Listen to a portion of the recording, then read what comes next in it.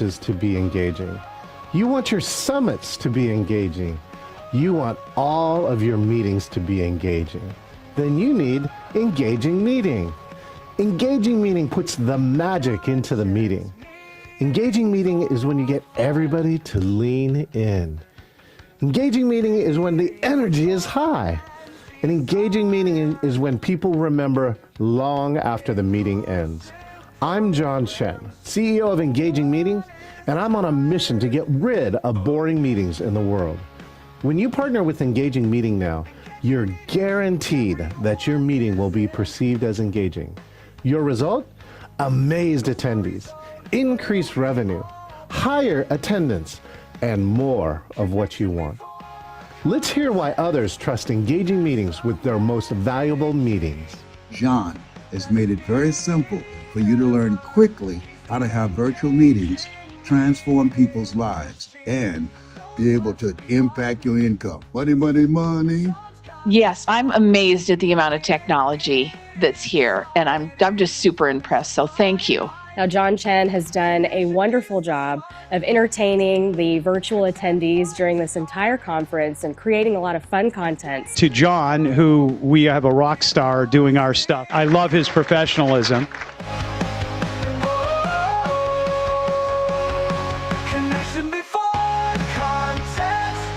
How do we do it?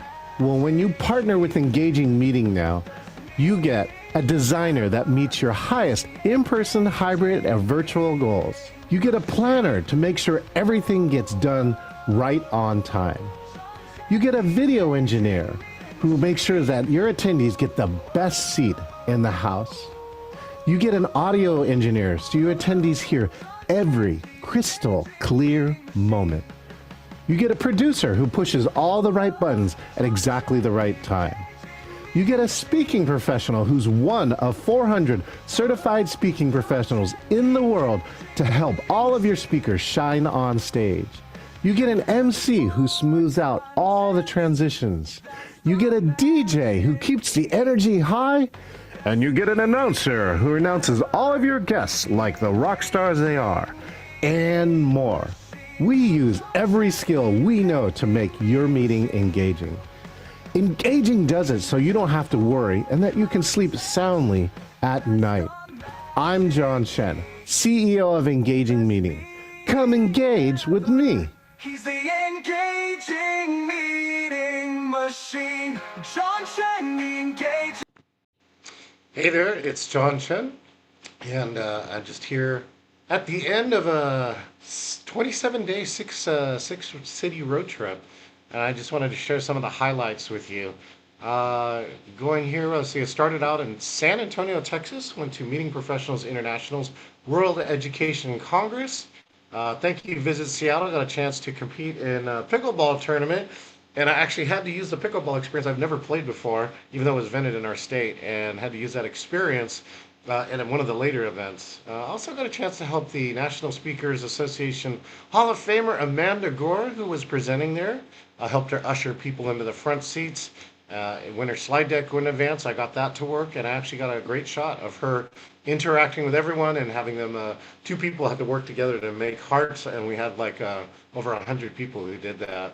I also got a chance to present a session called The Work with some of my good friends, Chris Bison, Marcus Davison, Cameron Curtis, and the four of us worked together to really inspire people to do work for inclusive meetings. And we came away with a whole book full of techniques to do that. I got a chance to hang out with my good friend Devin. Devin Pasha was at Rendezvous, and we got a chance to dance with LED cowboy hats. So I thought that was a highlight. Then I flew to Boston, and there we ran the Helix Mastermind, run by our good friend Blair LaCourte. Hall of Famer Ford Sakes and Marilyn Strickland both got a chance to keynote there, and I did my part to make sure their presentations looked and sounded awesome. George Mumford, he actually helped the Houston Oilers get into the Stanley Cup, and I believe helped win the Stanley Cup, if I got it right. I gave one of the best testimonies for another Hall of Famer, Allison Massari, and of course my good friend Joe Welch was my assistant producer. We got a chance to sing at karaoke. One of the top pieces here We tore up and down every day for 3 days, and we actually got it set up in a record 2 hours at the Turner Hill Country Club by having 6 people work together to make that deadline. I flew to LA, and actually I produced the sixth largest insurance company, Hub International's Employee Appreciation Day, with a rodeo theme. And I actually got to use the cowboy hat right from San Antonio. It was an LED hat, and I got to wear it through that whole presentation in LA, presenting to all of the West Coast. And this program had what I call the fiddle that changed the show. We ran a fashion show as part of it for people who are in, Western fashion. I selected 8 people, and then I remembered like, oh, I want to, get them to introduce themselves before, people vote and judge for them. I introduced one lady, and it turns out she plays fiddle, and she played for everybody inside of the place, and all the votes went to her. In fact, the last contestant said, I just conceded the fiddle player, and she won. And I thought it was a really cool piece of engagement that was totally not planned. I did not know that she could do that. And it was really a piece of virtual magic with almost 700 people online. 700. Also got a chance to go to the Castle. Thank you again, Trig Watson, for being my friend and helping me to get into the Magic Castle. One of my favorite things to do in LA. I was joined by, of course, Donna Cunningham, Lori Reiser, Sam Asborn, Julie Hodges from the National Speakers Association, Southern California chapter, Jesper, also Makwadang was there. And then from one of my favorite clients, and you should be your 3D dental printing company, Matt Slosser, and Aaron Kwok, who was the MC for one of Sprint Ray's Founders Day, I found is back at Sprint Ray. And that Magic Castle visit was astounding. We got to, I think one of the highlights was we got to see, I think it was called Half Moon. It's a Japanese magician couple, a dad and daughter couple, and his close-up magic was something that was artful. Other top members who were there said they saw the show every day because they were still trying to figure out how he was doing things and how clean and beautiful he was doing things. And then we participated in a 12-hour jigsaw puzzle marathon with Donna Cunningham, Lori Reiser, and of course my sister and brother-in-law, Ruth and Gary Knipe. While we didn't win, we had the best video set up, and we were next to the table that won. They completed 14 puzzles, like 2,000-piece puzzles in 12 hours. But we had the best camera and technical setup, and I might get a chance to produce a jigsaw puzzle marathon in Seattle. Then I flew all the way across to Amelia Island, and this actually is the actual order. So I'm crisscrossing the country. I was greeted by champagne. I did incredible MC work where Carrie Smith, I want to say thanks to Carrie Smith, and of course my client Mindy Rock for inviting me there. This is my 14th event in 8th year. I've been working with them. Carrie Smith is the host of the membership committee for all of Georgia Healthcare Association, and he loved my MC work so much. He gave me a testimonial. Watch my YouTube channel and social medias for that. It would be great to a chance to share that. They were just kept the energy high. All the introductions were great. We actually got to play heads or tails for $200 of gift cards and a rock scissors tournament on the rock scissors paper tournament on the last day for $300 worth of gift cards, so that we could keep people awake and interested inside of this program. So I was a highlight. In addition to that, I also, leaning into it, why I had to learn how to play pickleball. Mindy, before the trip even started, Mindy Rock says she wanted me to be the host for the pickleball tournament, so I had to learn how to play. We actually got rained out the first day because Amelia Island's on the coast and we had a thunderstorm. But we got the tournament on the last day. We had 8 players. We all got to play with different players. And the people who had the top games, I actually won a medal. I thought that was cool. So I'm now a competitive pickleball player. And you can also see that video on my YouTube channel about who won, right, the GHC pickleball tournament. This is a top trend where conferences are using pickleball, and it really was. We got a chance to really network and meet each other. And I also helped usher that in by everyone introducing themselves and giving them a pickleball gamer name, and as well as who do they work for. And yeah, we got a chance to learn a lot. I also, the video for this too was posted by GHCA on their Facebook channel. So I was impressed thankful that they took a chance to share this video that I put together that I showed at the event, so that those who did not play pickleball could understand what it was about. I also posted about the hotel had their fiber optic line cut, and so our internet died in the middle of the conference. But luckily, I had a Verizon 5G internet box that saved the meeting, and I posted it on Facebook, and that story generated 55,000 views on Facebook. I guess tragedy or safety or saving and tragedy is is something that is kind of viral. It's generated about 5,000 views on LinkedIn too, according to today. So yeah, so there I flew from Amelia Island to Cleveland, Ohio. Had to hop through Charlotte, and I got a chance to produce the United States Distance Learning Association. This is my third year here. Thank you again, Valerie, with a Y, Olenek, who brought me in to this, and I got to see lots of my friends there. Josh Penzel, Betty Danowitz, Jonathan Peters.